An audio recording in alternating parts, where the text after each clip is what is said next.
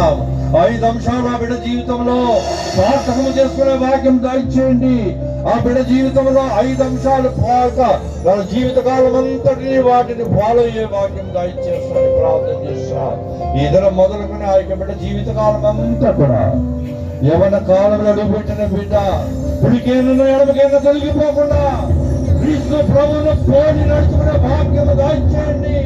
పరిమళ సువాసనగా ఎక్కడ ఉన్నా కూడా, ఏ ప్రాంతంలో ఉన్నా కూడా, ఏ ప్రదేశంలో ఉన్నా కూడా, స్కూల్కి వెళ్ళినప్పుడు, స్కూల్ నుండి వచ్చినప్పుడు, సంఘంలోను, సండే స్కూల్లోను, యవనస్తుల కూడికల్లోను, ప్రతి దాంట్లో కూడా ఆ బిడ్డని సాధనముగా వాడుకోమని ప్రత్యేక రీతిగా ఆ బిడ్డను మీరు దీవించారు, నీకు వందనములు.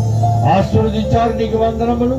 మీకే ఘనత కలుగును గాక, మీకే మహిమ కలుగును గాక, మీకే స్తుతులు కలుగును గాక. ఈ కార్యక్రమం ఆదినంత వరకు నడిపించినందుకు నీకు వందనాలు. మీ